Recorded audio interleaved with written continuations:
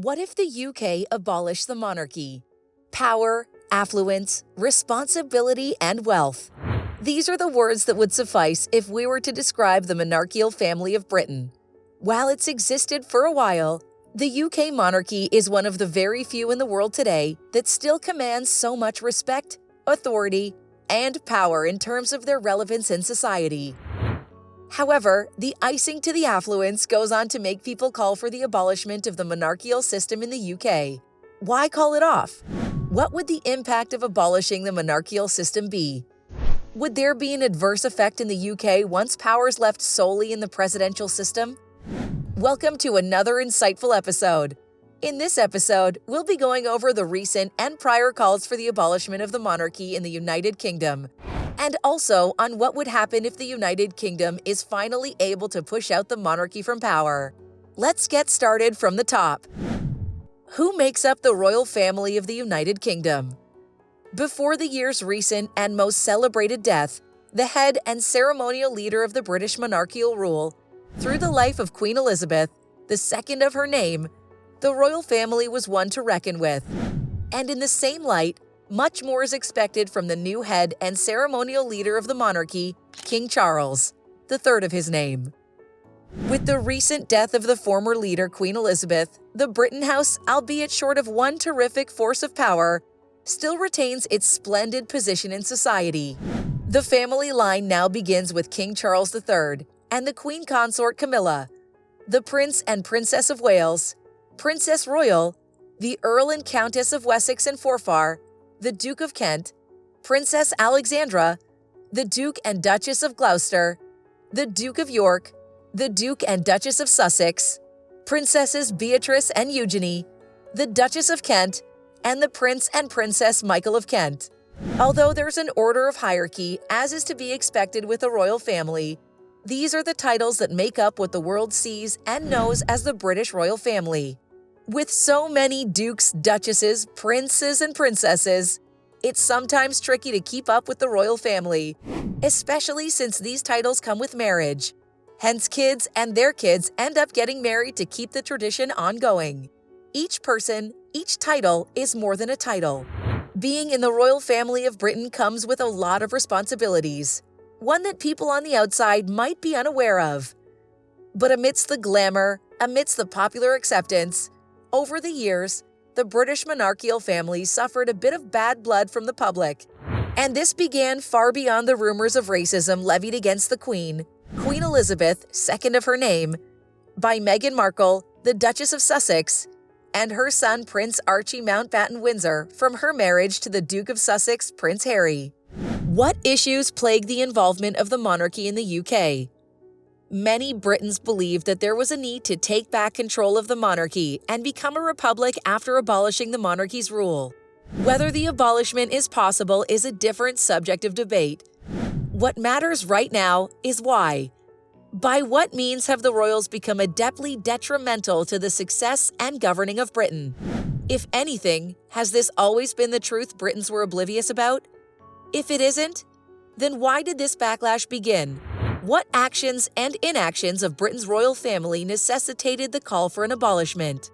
In the last couple of decades, people have come to view the monarchy as a decorative institution, rather than one needed in the total upholding of the individual states and countries under the command and leadership of the British monarchy head.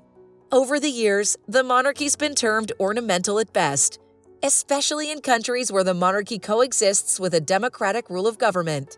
The UK monarchy does not fall short of this description. The absolute loss of power on the monarchs has made them appear more powerless than they once used to be. This loss of power has made people begin to question the logicality of keeping them in power, since they have none. And a popular blog has gone as far as naming the royals a taxpayer-funded Kardashian as the reason for the funding of the royal family. But more will be discussed on that in this video. It also doesn't help that the fundamental symbol of the British monarchy is used as an item of tourism.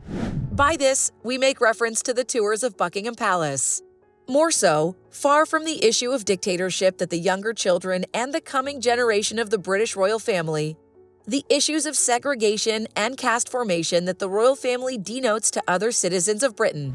In the case of dictatorship, the younger ones have zero authority in the royal house. And it becomes worse when the children come as offspring of lower-ranking household members. Yet they have to abide by every law and act that the royal family demands of them. In the same light, royalty by birth status creates a caste system where people begin to believe that they're better than other people because of the people that gave birth to them. This might explain why the majority of those who call for the abolishment of the monarchy favor a democracy, where they choose who should be their leader. Many questions have been raised, such as why there's favoritism based on who births who, and why the standard of leadership should be based on the line of lineage.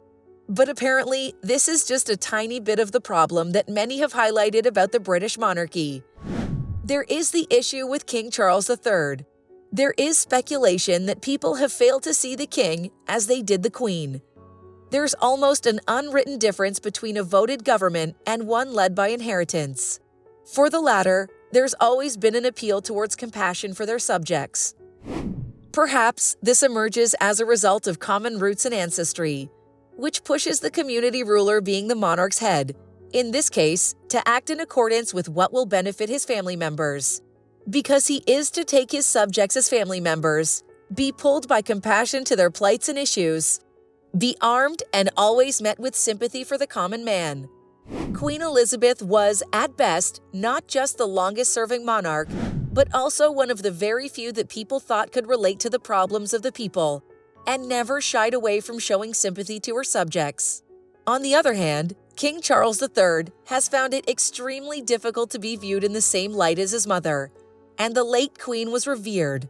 As a result of this, many have doubted his fitness to be the king, and by extension, the importance of a monarchy system that fails to understand and communicate at the level of the common man. It's also not helpful that in recent times, King Charles has made top blogs and front pages of tabloids, which have termed him impatient and irritable, and they have videos that prove that their words might not be far from the truth. Additionally, supporters of Prince Harry and Meghan Markle might be guilty of increasing the ever-brewing hatred for King Charles III. Many have accused him of doing a total 360 change on Prince Harry after he and his family decided to leave the monarchy for good based on the different issues of racism and other grave atrocities that they believed went on in the monarchy.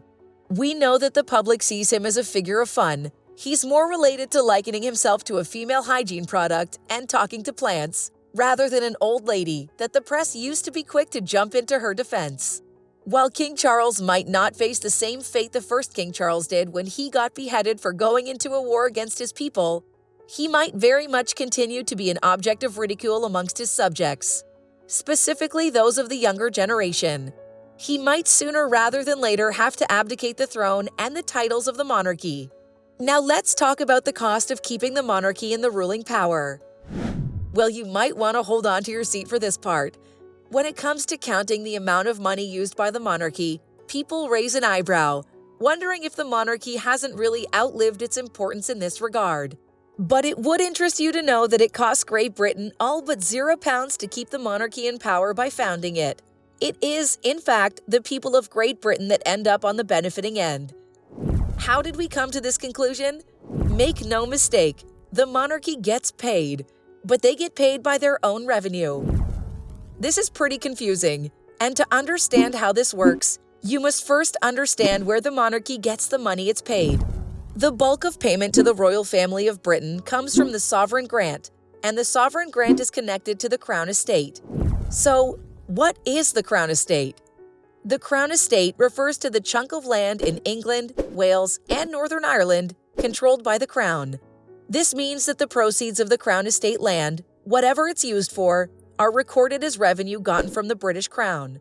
In the 2020-2021 fiscal year, calculated on the 31st of March 2021, the Crown Estate announced revenue of £269.3 million.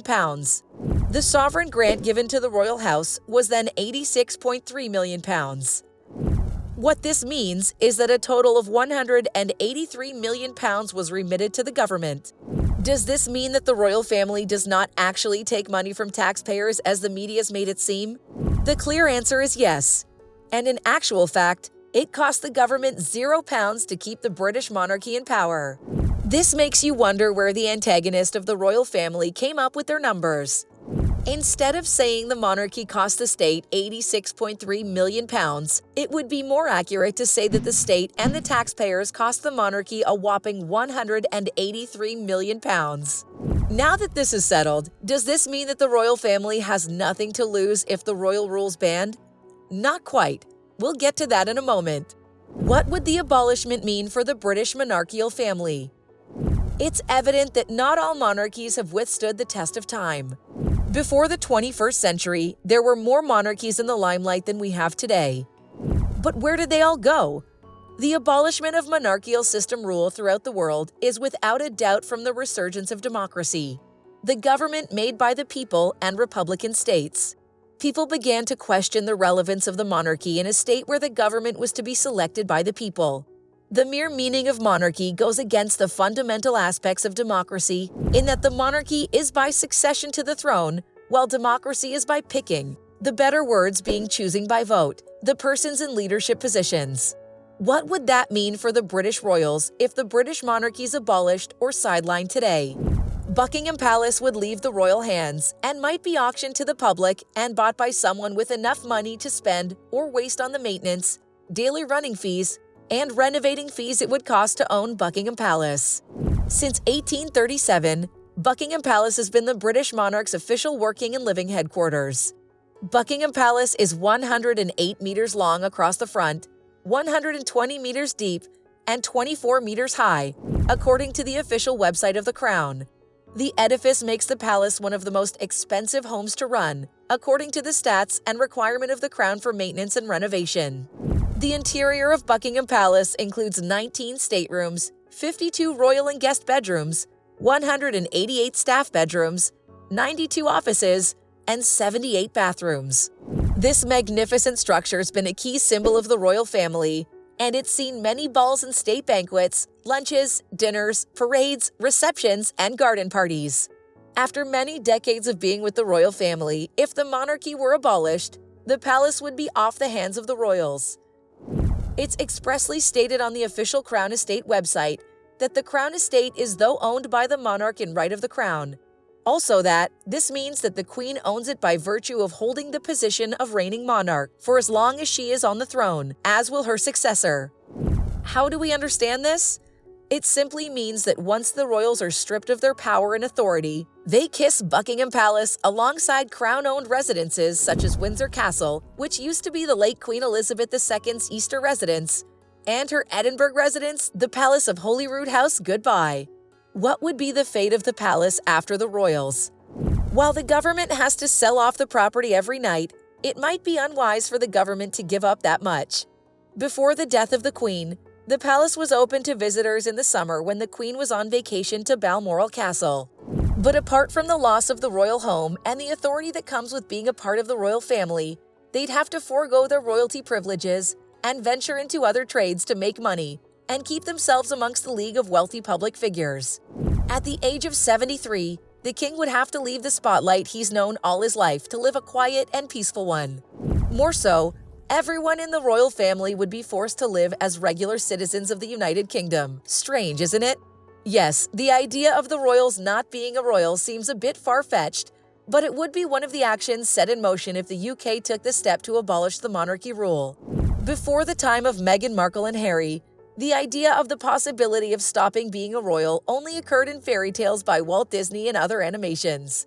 The idea of monarchy was always one that was permanent, except if a grave offense had been committed.